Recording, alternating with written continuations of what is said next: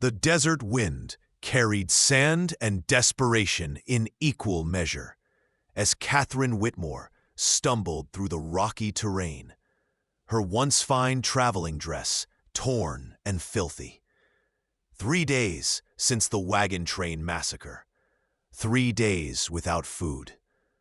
Her fingers trembled as she clutched the gold locket, her mother's last gift, knowing she'd have to trade it for anything edible in the next settlement, if she ever reached one. The sun was a merciless eye, watching her slow death. Blood seeped through the makeshift bandage on her arm, where a bullet had grazed her during the attack. Her lips were cracked, throat burning with thirst that made her tongue feel like leather. She'd left her father's body buried under stones 2 days back, left her dreams of San Francisco scattered with the burnt wagons and screaming horses. Now she just wanted to survive until tomorrow. Just tomorrow. Then she'd worry about the day after. If you're enjoying this story, please take a moment to subscribe to the From Wild West channel and leave a like on this video. Your support truly matters and motivates us to bring you more quality content like this. Thank you. Catherine crested a ridge and saw smoke rising in the distance. Hope and fear warred in her chest, making her heart hammer against her ribs. Smoke meant people. People meant survival, or another kind of death. She'd heard the stories about Apache warriors, about what they did to white women captured in raids. Stories whispered around campfires, stories that made her father check his rifle twice before sleeping. But thirst and hunger made monsters of all choices. She descended toward the source, legs shaking so badly she had to stop every few yards to steady herself. The camp appeared gradually, not a settlement, but a solitary dwelling built into the mountainside. Part natural cave, part constructed shelter with wood and adobe. Hides stretched on frames outside. A small garden of corn and squash, somehow thriving in this harsh land. A man emerged from the shadows, and Catherine's heart seized in her chest. He was Apache. There was no mistaking it. Tall and powerfully built, perhaps 30 years old, with long black hair bound back with a strip of red cloth and copper skin that gleamed like polished bronze in the late afternoon sun. He wore traditional clothing, buckskin pants decorated with fringe, and a vest adorned with intricate beadwork in geometric patterns of blue and white. A knife hung at his belt. His dark eyes, nearly black, sharp as obsidian, assessed her with an intensity that made her clutch the locket tighter. Her only possession, her last piece of home. "Please," she whispered, her voice barely working, cracked and raw. "I have gold. I can pay for water, for food. I can—" "Stop." His command was quiet, but absolute, carrying the weight of someone accustomed to being obeyed. He moved closer with the fluid grace of a predator, and Catherine fought every instinct to run, though her legs wouldn't have carried her far anyway. He studied her face, her wound, her exhausted stance, her trembling hands. His expression was unreadable, carved from stone. When he spoke again, his English was perfect, touched with an accent that made each word deliberate and somehow more powerful. "Gold isn't what you need here. I need food, water. Please, I can trade. Don't fear my skin," he said, his voice dropping lower, gentler, like he was speaking to a skittish horse. His eyes held hers, refusing to let her look away. "It's the same fire that will keep you warm tonight." He gestured toward his dwelling with one calloused hand. "You need medicine, rest, clean water. These things I have. Your gold means nothing in this place. It can't heal you. It can't fill your belly." Catherine swayed, black spots dancing at the edges of her vision. Suddenly, He was there, his arm supporting her with surprising gentleness, his skin warm against hers, even through the fabric of her sleeve. His touch was solid, real, anchoring her to consciousness. She was too exhausted to protest as he guided her inside, one strong arm around her waist, taking most of her weight. Her feet barely touched the ground. The interior was cooler, blessed relief from the brutal sun. Small and neat, lit by a fire, burning in a carefully constructed pit, with smoke venting through a natural chimney in the rock above. Blankets and furs covered the floor. Buffalo, deer, rabbit, supplies lined the walls in organized fashion. Dried meat hanging from hooks, clay pots stacked carefully, herbs bundled and suspended from ceiling beams. Proof he lived here permanently, not just passing through. A bow and quiver of arrows hung on one wall. A rifle rested near the entrance. He eased her down onto a pile of soft pelts that smelled of sage and smoke. Surprisingly comfortable. He brought water in a beautifully crafted clay cup decorated with black geometric designs. Catherine drank desperately, water never tasting so sweet, and he had to slow her with a firm hand on her wrist. Slow. You'll make yourself sick. Small sips. She obeyed, though every cell in her body screamed for more. She met his eyes then, really looked at him. They weren't cruel. They weren't cold. They held something older than cruelty, something like understanding carved by pain. She recognized because she carried her own. "I'm Catherine," she managed, her voice still rough. "Catherine Whitmore. Nashoba." He moved to gather supplies from a wooden chest, cloth, a leather pouch, a small clay jar. "It means wolf." The name fit him. There was something lupine in the way he moved. Efficient, aware, dangerous. "Are you going to hurt me?" He paused, his back to her, shoulders tensing. When he turned, his expression was carefully neutral, but she saw something flash in his eyes.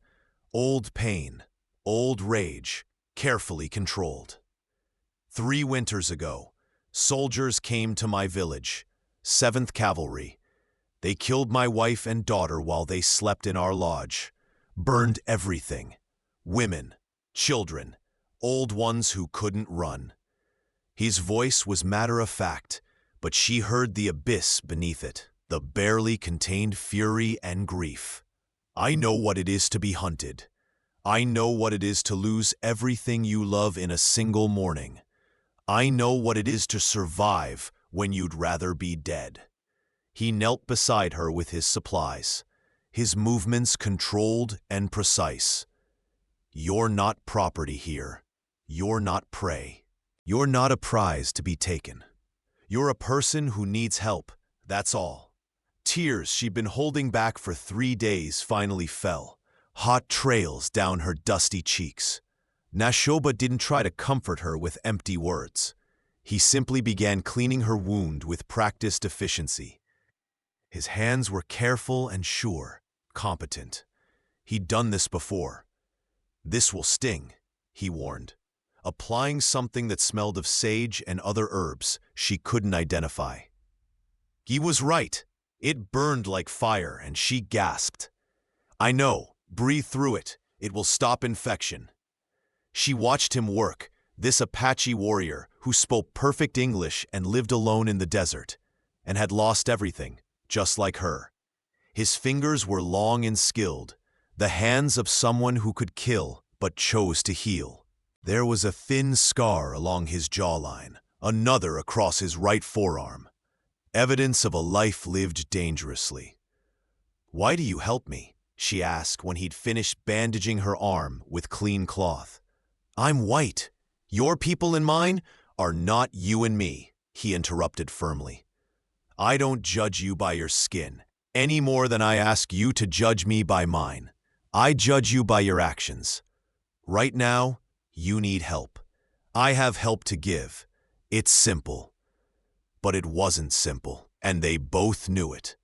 The days that followed created a rhythm Catherine had never known, a peace she'd never expected to find.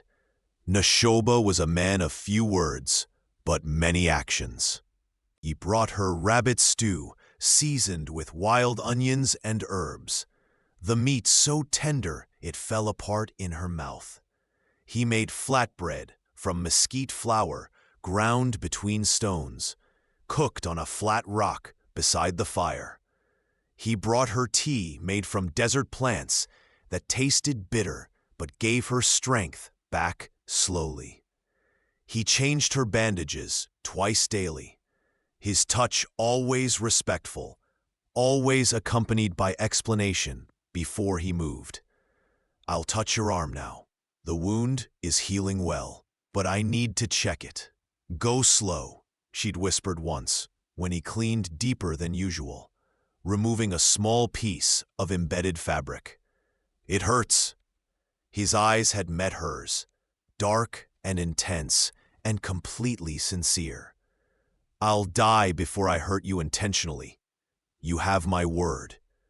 And somehow, she believed him. She learned he'd been educated at a mission school as a boy, taken there by a father who thought English and reading would help his son survive the changing world.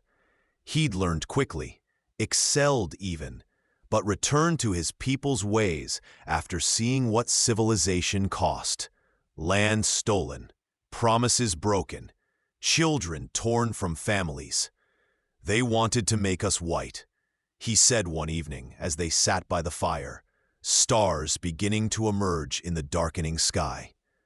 Cut our hair, forbid our language, beat us for praying to the spirits of our ancestors. They called it education. I called it erasure. I'm sorry, Catherine said quietly. Don't apologize for things you didn't do. I've learned white people are not one thing, any more than Apache are one thing. There is good and bad in all people. A mission teacher who beat me was white, but so was the cook who sneaked me extra food and taught me to read Shakespeare. He poked at the flames with a stick. People are complicated. He hunted in the early mornings, disappearing into the gray pre-dawn light and returning with game. Rabbits, quail, once a small deer that he field-dressed with expert efficiency, wasting nothing. He taught her which plants could be eaten, which could heal, which could kill. This one, he held up a plant with gray-green leaves, makes tea that helps breathing. This one, a different plant with narrow leaves, causes vomiting if eaten. Learn the difference. Your life may depend on it someday. Catherine absorbed everything, like a woman dying of thirst drinks water. She'd been raised to be ornamental, useful only in parlors and dining rooms. Her father had valued her prettiness, her ability to serve tea properly, her potential to marry well. Here, with Neshoba, she was learning to be useful in ways that actually mattered, ways that meant survival. Why do you live alone? She asked one evening, as they sat watching the sunset. His voice was bitter as mesquite bark. Some of my people call me a coward for leaving. Some call me wise for surviving. I call myself tired. You're not a coward, Catherine said firmly, surprising herself with her vehemence. A coward wouldn't have helped a stranger. A coward wouldn't have risked himself for someone he had no obligation to. You're brave. You're just tired of losing. There's a difference. His lips curved slightly. Not quite a smile, but close. The first real expression of pleasure she'd seen from him. And what are you running from, Catherine Whitmore? What brought you into the desert alone? So she told him then, words spilling out in the firelight, about her father's dream of California gold, the documents he carried proving a claim he'd bought from a dying prospector, about the wagon train hired to take them west, The guards who promised protection. About the raiders who'd attacked at dawn 3 days ago. White men, not natives, though they tried to make it look otherwise with stolen arrows and war paint. They killed the men first, she said, staring into the flames. Shot my father before he could even stand. Then they took the women aside. She swallowed hard. I ran. I heard screaming behind me, but I ran. One of them shot at me, hit my arm. I fell into a ravine and I guess they thought I was dead because they didn't follow. You survived, Neshoba said quietly. There's no shame in that. I left them. I didn't help. You were one woman with no weapon against armed men. You couldn't have helped. You would have died with them. His hand covered hers, warm and solid. I understand survivor's guilt. I live with it every day. But surviving isn't a sin. Sometimes it's the hardest thing we do. I have nowhere to go, Catherine finished. No money except this locket. No family. No friends in California. Nothing waiting for me anywhere. I'm completely alone. You have yourself, Neshoba said, his voice firm. You have your strength, your intelligence, your will to live. That's not nothing. That's everything. Over the following weeks, he began teaching her to truly survive. How to track animals by their prints, the four-toed imprint of a rabbit, the delicate marks of deer hooves, the distinctive pad pattern of a coyote. How to listen to the desert's language, the warning calls of jays when a predator approached, the direction of wind before a storm, the buzz of rattlesnakes warming themselves on rocks. He showed her how to shoot his rifle, standing behind her to adjust her stance. His chest warm against her back, his breath stirring her hair and making her heart race in ways that had nothing to do with fear. His hands on her shoulders were firm but gentle, guiding her into position. Breathe out slowly. Squeeze the trigger. Don't pull it. Become part of the weapon. The shot rang out, echoing off the canyon walls. The can, 20 yards away, spun into the air. A perfect hit. Catherine gasped with delight, turning instinctively to share her triumph, and found they were suddenly very close. His hands were still on her shoulders. His eyes had darkened, searching her face for something she wasn't sure she understood, but felt in every racing beat of her heart. You're a fast learner, he said, his voice rough, deeper than usual. I had a good teacher, she managed, barely breathing. He stepped back deliberately, but not before she saw conflict flash across his features. Want, warring with honor. Desire, fighting restraint. That night, she lay awake on her pile of furs across the fire from him, listening to him breathe, wondering at this man who kept such careful distance. Even as his eyes followed her with growing hunger, she could feel like heat on her skin. She was falling in love with him. The realization came one morning as she watched him return from hunting, the rising sun behind him turning his silhouette gold.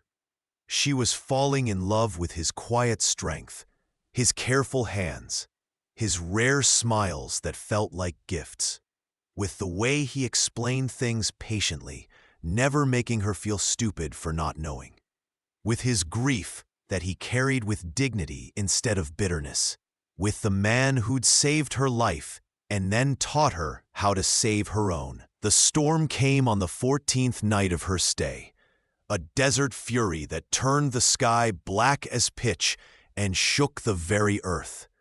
Catherine woke to thunder that sounded like cannon fire, like gunshots, and she was suddenly back at the wagon train, smoke burning her eyes, her father's body crumpling, blood spreading across his chest. Catherine! Hands on her shoulders, shaking her gently. You're safe. You're safe. It's only weather. She gasped, tears streaming, her whole body shaking. I know. The sound. Another crack of thunder split the air, and she flinched violently, a small cry escaping. Without asking permission, Neshoba settled beside her on the furs, solid and warm and real. His arm came around her shoulders, pulling her against his side. You're here. You're alive. The past can't hurt you anymore. Tell me something, she said desperately, needing his voice to drown out the thunder, the memories. Anything, please. My daughter was afraid of storms, he said quietly, his voice vibrating through his chest into her, where she pressed against him. Little bird. She was 5 years old when she died. Fearless about everything else, would chase snakes with a stick, climb trees too high, ride horses too fast. But thunder terrified her. She thought the sky people were angry. What did you do? I would tell her stories until the storms passed. About Coyote the trickster. About how thunder was actually the sky people laughing, not angry at all. About brave little birds who weren't afraid of anything. His voice broke slightly. She would fall asleep in my arms, believing she was safe because I told her so. Tell me about her, Catherine whispered. Please, tell me about both of them. So he did. He spoke of Little Bird, who'd had her mother's laugh and his stubborn spirit, who'd been learning to tan hides and make baskets, who had wanted to be a great warrior, even though she was a girl. And he'd been teaching her to shoot a small bow anyway, because who was he to limit her dreams? He spoke of Alessandra, his wife, whose Apache name had been Morning Rain, who'd sung while grinding corn, her voice carrying across the camp, who'd been patient with his moods and fierce in her loyalty, who'd died trying to shield their daughter with her own body, both of them killed by the same bullet. The soldier was young, Neshoba said, his voice empty, hollow. Couldn't have been more than 19. He stood over their bodies and vomited.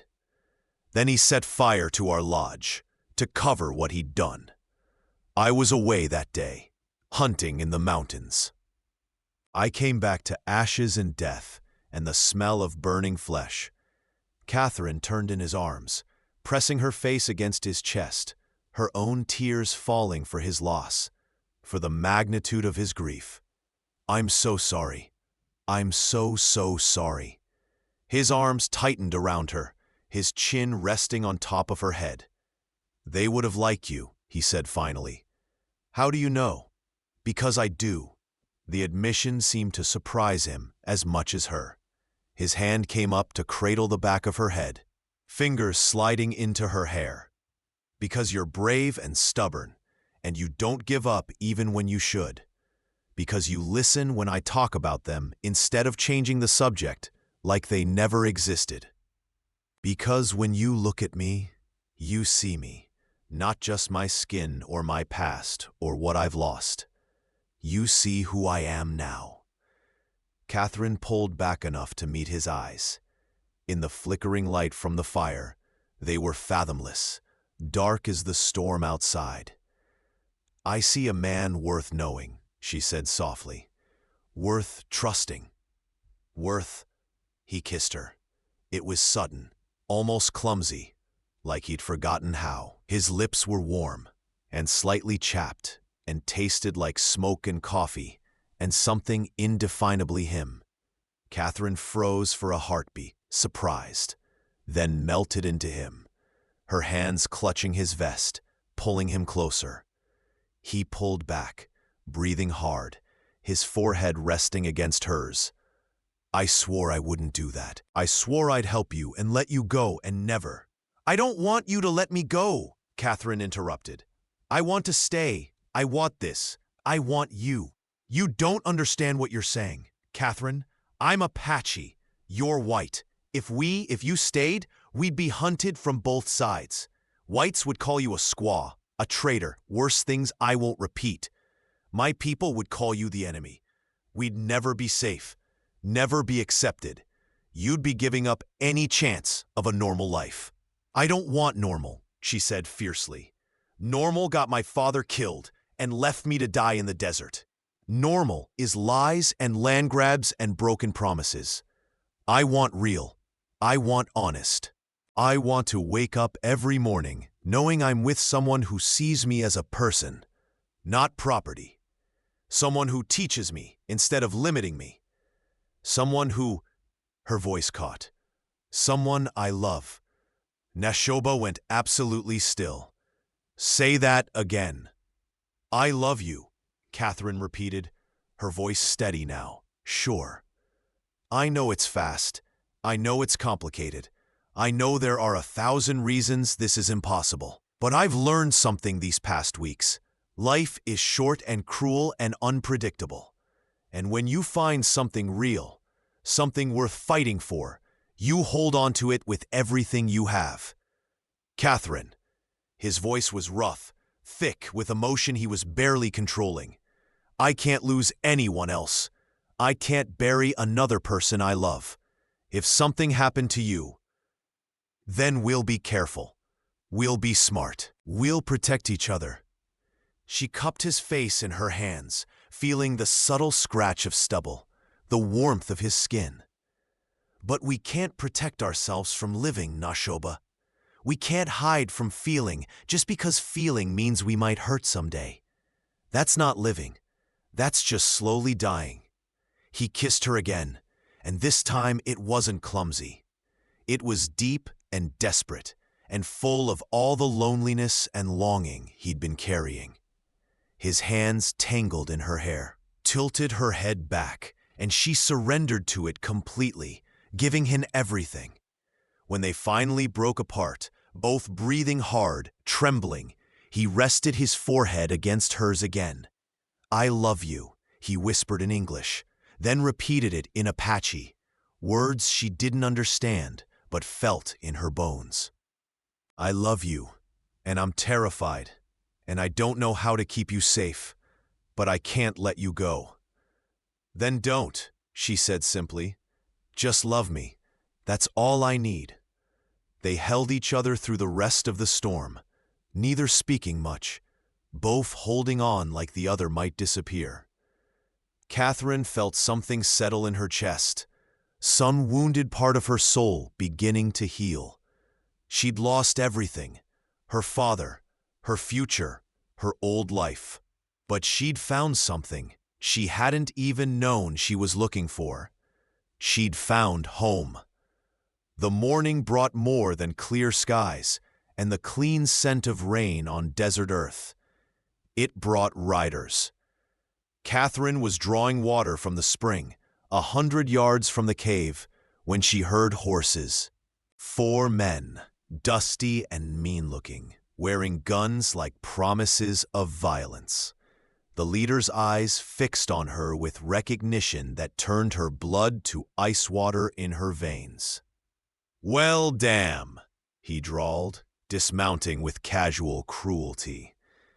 Thought the Apaches got you, Miss Whitmore, or the desert. Was hoping for the desert, cleaner that way.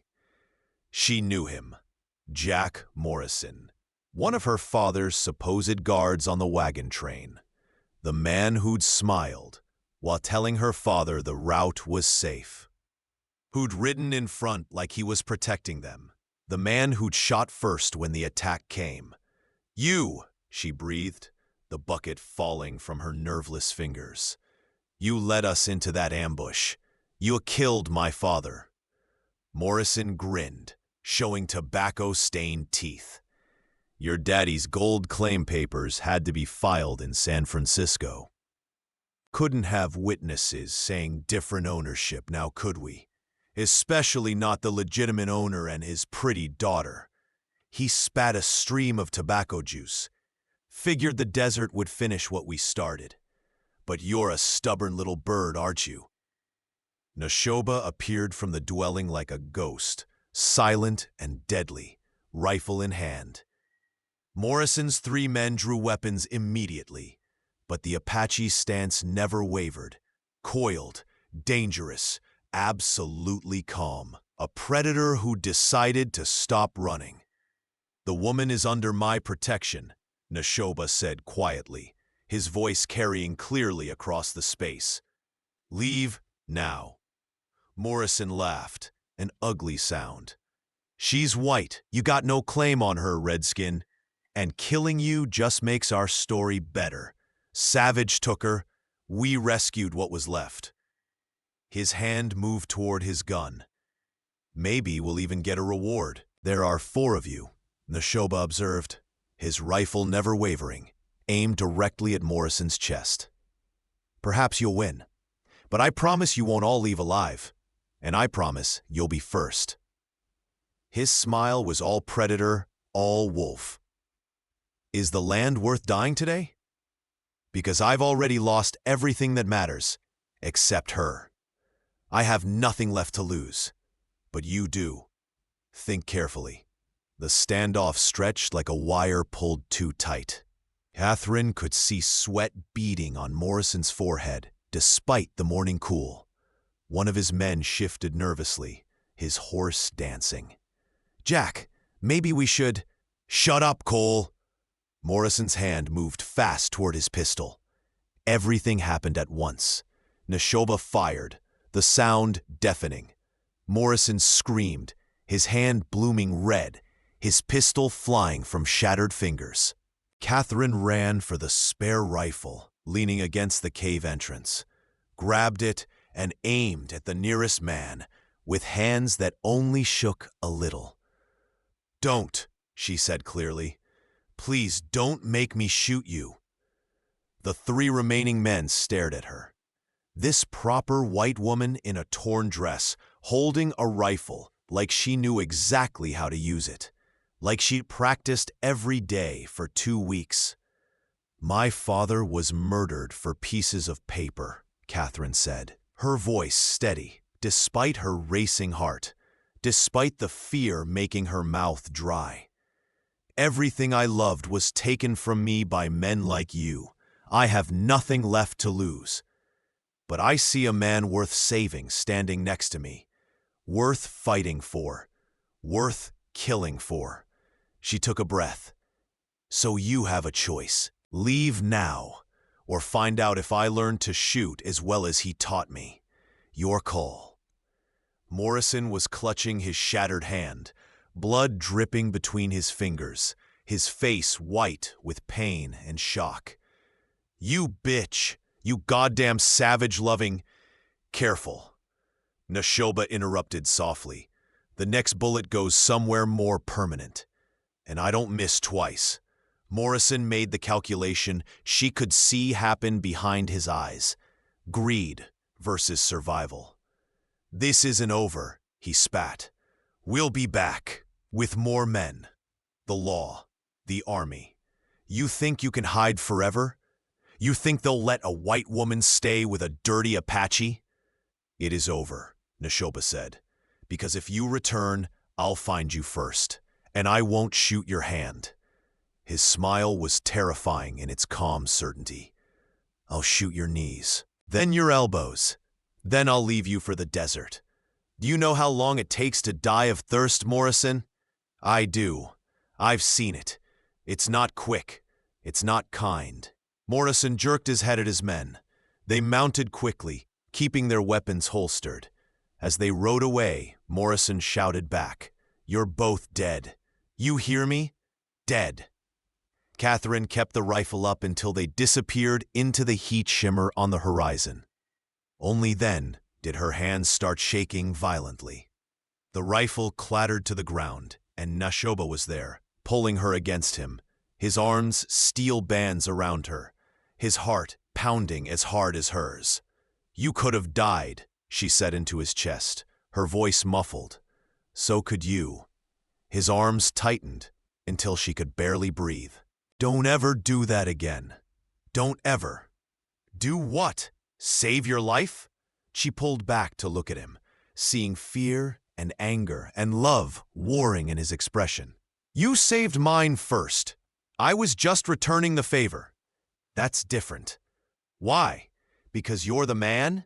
Because you're supposed to protect me and I'm supposed to cower? She shook her head firmly. That's not who we are. We protect each other. That's what partners do. Partners, he repeated, something shifting in his expression. Yes, equals, together. Or did you think I'd let you face danger alone while I hid? She touched his face gently. I told you I'm not going anywhere. That means standing beside you, fighting beside you, whatever comes. Nashoba stared at her for a long moment, then pulled her back into his arms, burying his face in her hair. She felt him trembling slightly, the control he maintained so carefully finally cracking. I can't lose you, he whispered. Catherine, I can't. Not again. Not after. I know. She held him tighter. I know, but we can't live in fear. They'll come back. You're right. Maybe with the law, maybe with soldiers, maybe with more gunmen. So we have a choice. We hide forever, always running, or we find somewhere we can actually live. There is nowhere, he said flatly. Not for us, not together. Then we make somewhere. She pulled back, an idea forming. You said some Apache are on reservations. Are all of them? No. Some fled to Mexico. Some hide in the mountains. Small bands, always moving, always watching. Could we find them? Your people who are still free? Nashoba looked at her searchingly. You would do that? Leave everything? Live that kind of life? No permanence? Always danger? Never safe? I left everything the day those wagons burned. This, she gestured at his cave, at the life they'd built in these few short weeks. This is more home than I've had anywhere. You are more home than any house. So yes, yes, I would do that. Gladly.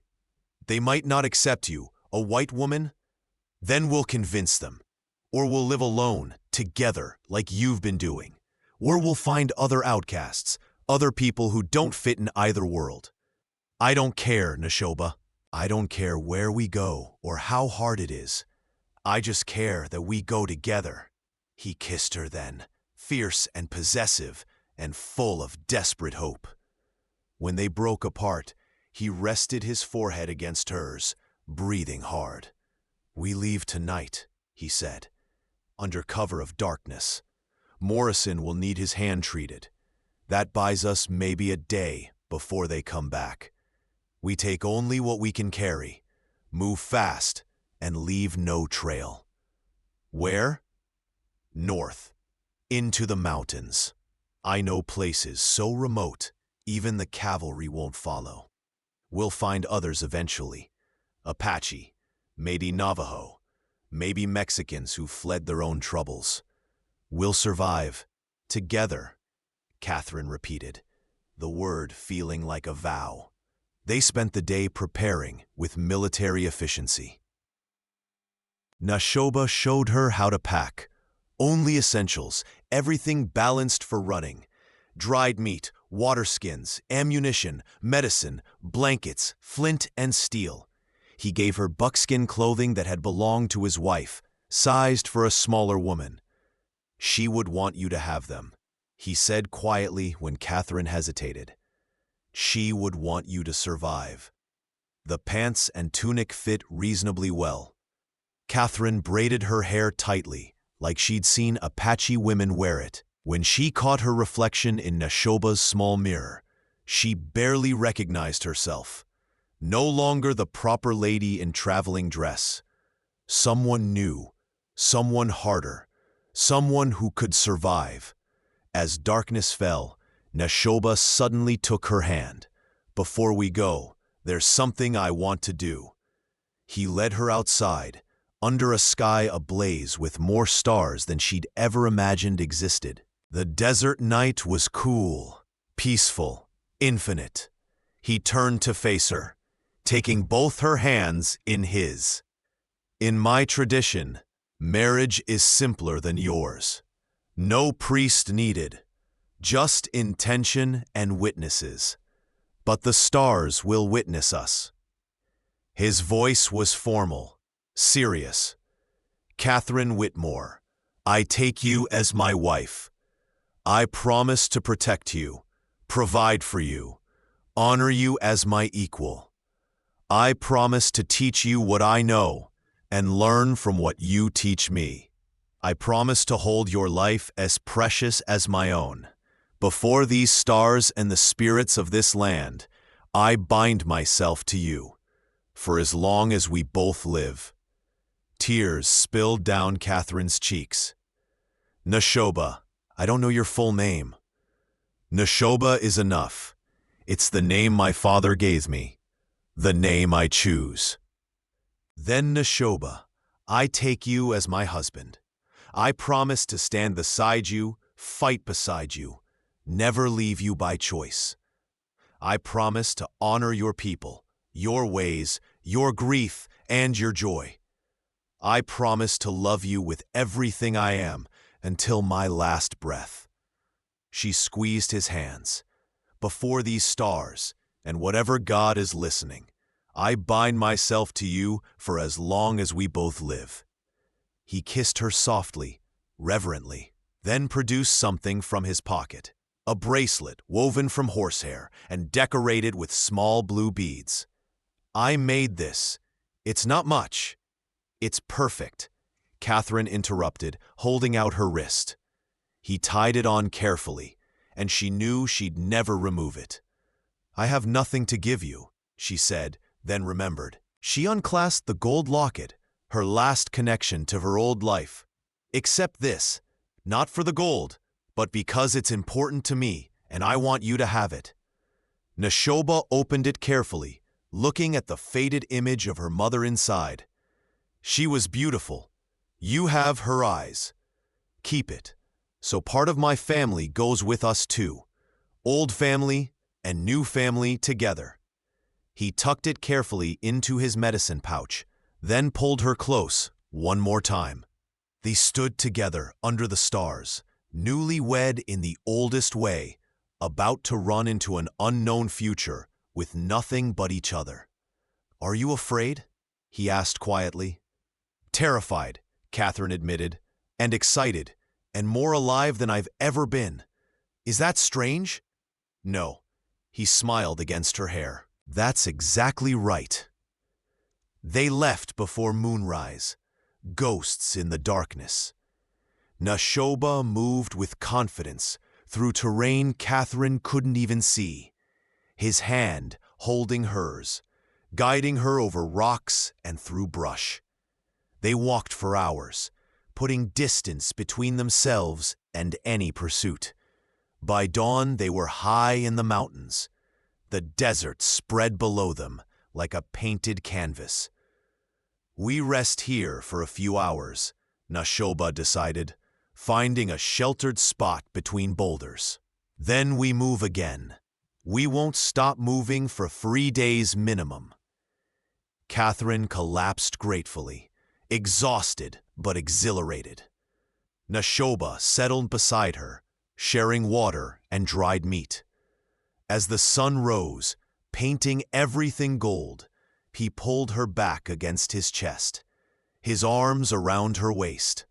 Last chance, he said quietly. We can go back down, find a town. I'll take you to white people who'll help you. You can still have a normal life. No, Catherine interrupted firmly. This is my life. You are my life. Forward, Nashoba. Always forward. Never back. Together? Together, she confirmed. Always. They continued north for 3 weeks, moving constantly, leaving false trails, doubling back, erasing their tracks. Nashoba's skills kept them invisible. They lived on what they hunted and gathered, slept under stars, made love in hidden canyons where their cries echoed off ancient stone. Catherine learned to move silently, to read tracks, to anticipate Nashoba's signals. She learned to trust her instincts, to react without thinking. She became harder, leaner, more competent.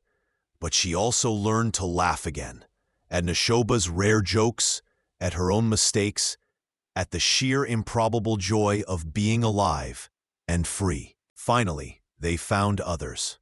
A small band of Apache families hiding in a remote canyon with water and game, no more than 20 people, all that remained of a larger group.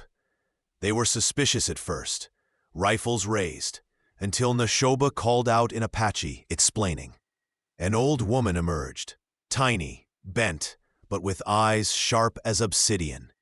She studied Catherine for a long moment, then said something in Apache that made Neshoba respond firmly. She asks why I bring a white woman. He translated. I told her because she's my wife, because she saved my life, because her people rejected her for choosing me, and she chose me anyway. The old woman, Gray Dove, Neshoba said her name was, approached Catherine and took her hands, examining them.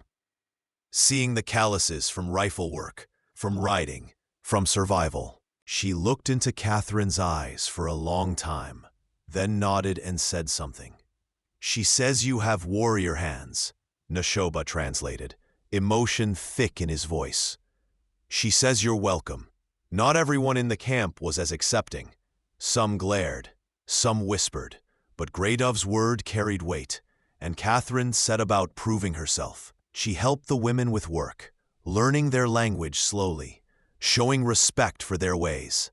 She hunted with the men when needed, her rifle skills earning grudging respect. She treated injuries with knowledge Neshoba had taught her. Slowly, over months, she became part of the fabric of the camp. Not Apache, she'd never be that, but something new. Catherine Neshoba, they called her. Neshoba's woman, woman who chose. The winter was hard.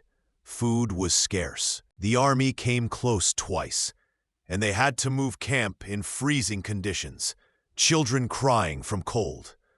But they survived. Together. Spring brought unexpected joy. Catherine realized she'd missed her monthly cycle twice. When she told Neshoba, his face went through shock, fear, hope, and fierce protectiveness in rapid succession. A baby, he whispered, his hand on her still flat stomach. A second chance. The spirits are kinder than I deserve. We deserve this, Catherine corrected, placing her hand over his. We earned it. With every hard choice, every sacrifice, every moment we chose each other despite everything. Their daughter was born in autumn, with Gray Dove attending. Neshoba's hand crushed in Catherine's grip. The baby entered the world screaming her fury at the cold, and Catherine laughed through tears at the sheer strength of that sound. She has your lungs, Neshoba said, awestruck, cradling his daughter with infinite care. And your spirit. She has your courage, Catherine countered, and your stubbornness. They named her Alexandra Catherine, honoring Neshoba's first daughter while celebrating their new beginning. The camp celebrated with song and gifts, this child who represented hope, who proved life could continue despite everything. Gray Dove held the baby and pronounced her blessed by both peoples. She'll walk between worlds, the old woman said, never quite belonging to either, but carrying the strength of both. That's a hard path, but it's a path this world needs. Alexandra grew beautiful and fierce, with her mother's green eyes and her father's dark hair. She spoke both English and Apache, moved between both worlds with the confidence of someone who'd never known any other way. She had her mother's quick mind and her father's patience, her father's survival skills and her mother's determination. On their daughter's 5th birthday, Catherine stood outside their camp lodge, watching Neshoba teach Alessandra to track rabbits. The little girl's laugh rang out when she found Prince, and Neshoba scooped her up, spinning her around. Catherine touched the horsehair bracelet still on her wrist, worn and faded now, but never removed. She thought about the girl she'd been, proper, ornamental, useful only in prescribed ways. That girl had died in the desert 3 years ago. The woman who'd risen from those ashes had learned what she was truly made of. "What are you thinking?" Neshoba asked, appearing beside her with Alessandra on his shoulders. "That I would do it all again," Catherine said honestly. "Every hard moment, every sacrifice, every fear. Because it led me here, to you, to this." She gestured at their life, humble, hard, but real. "Do you ever regret it?" he asked quietly, the question he'd never quite been able to stop asking. The life you could have had? Catherine thought of San Francisco's society parties, of proper marriages to proper men, of parlors and tea services, and slow suffocation in corsets and expectations. She thought of her father's dreams of gold, of easy wealth, of respect bought with money. "No," she said simply, and meant it with every fiber of her being. That wasn't living, that was performing. This, she took his free hand, this is living. Hard and uncertain and dangerous and absolutely real.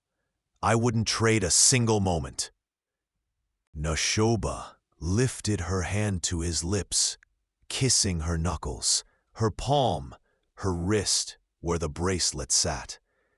"You saved my life, you know. Not just that day with Morrison. Every day.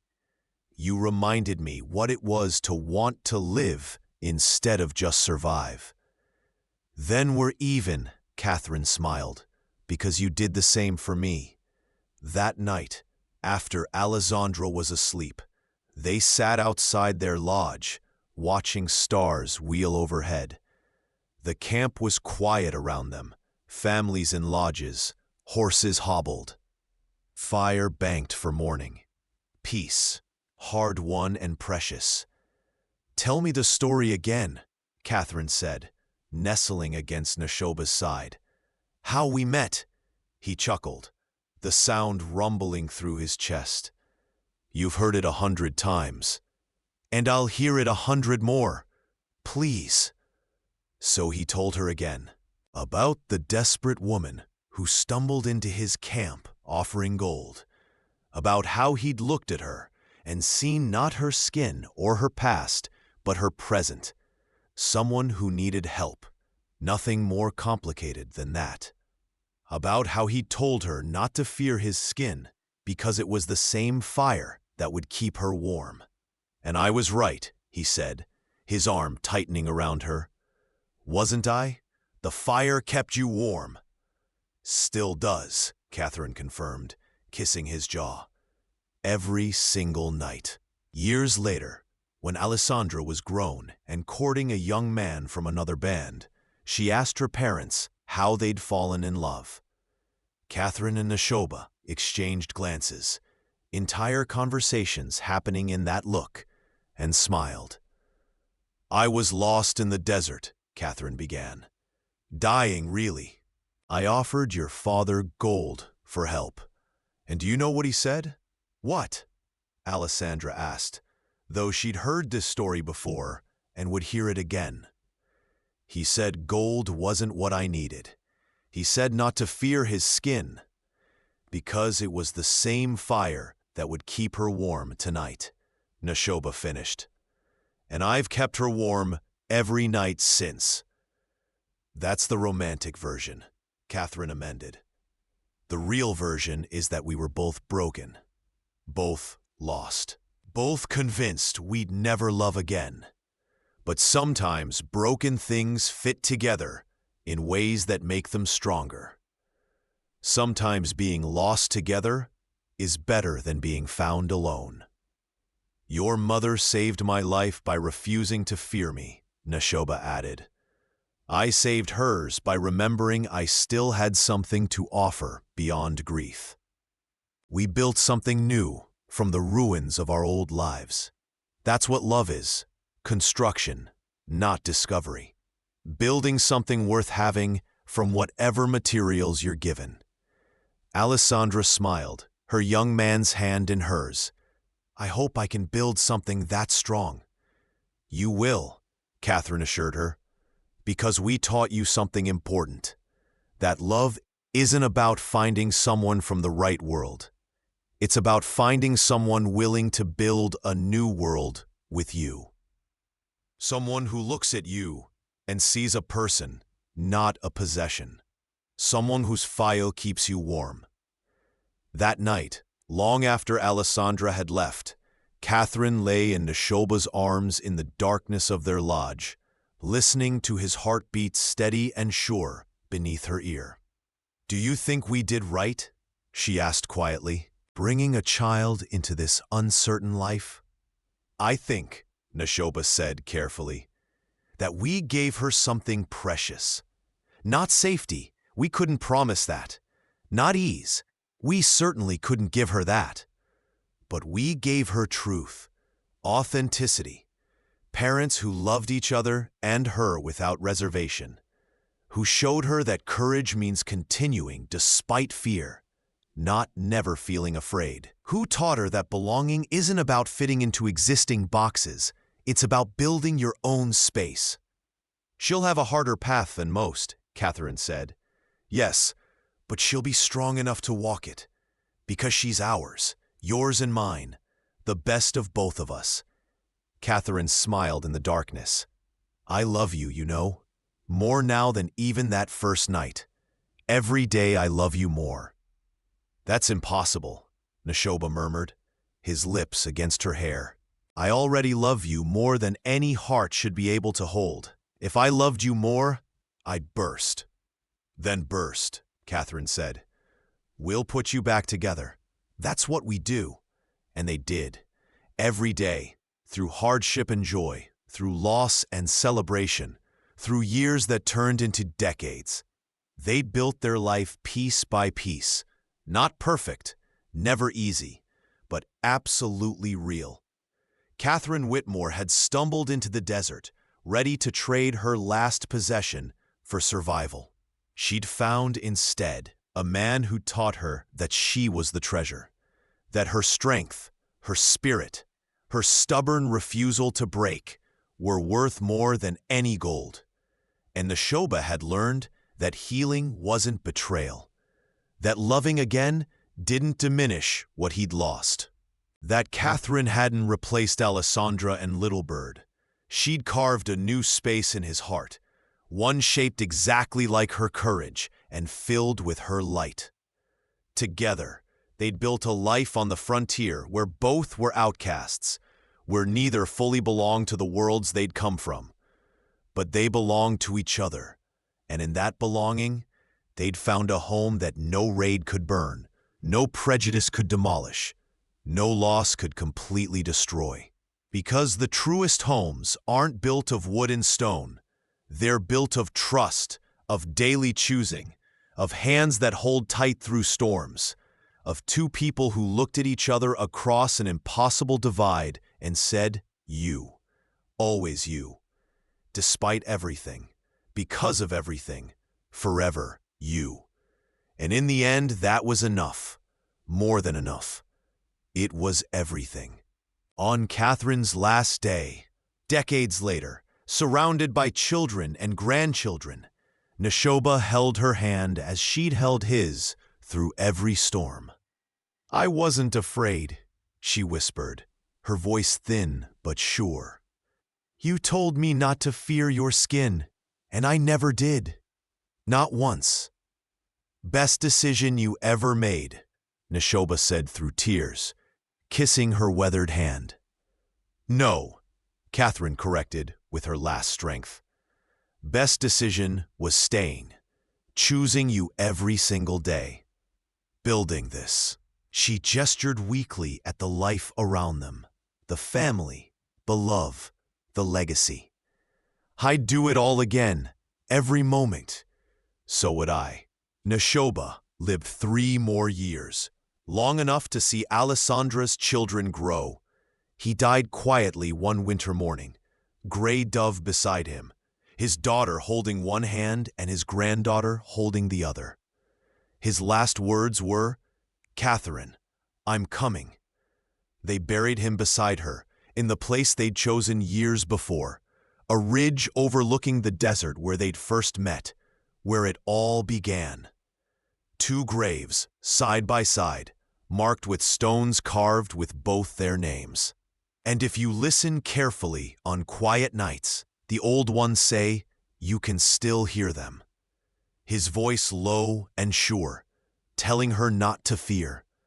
Her voice bright with laughter, saying she never did, never would, because his fire kept her warm.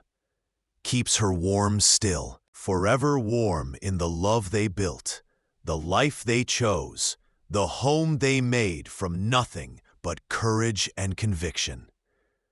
"Don't fear my skin," he'd said that first night, and she never did. Thank you so much for listening to this story. I'd love to know where you're enjoying this tale from. Are you listening at home, during your commute, or perhaps while working? Please subscribe to the From Wild West channel and share your thoughts in the comments below. What did you think of Catherine and Neshoba's journey? Your feedback means the world to us.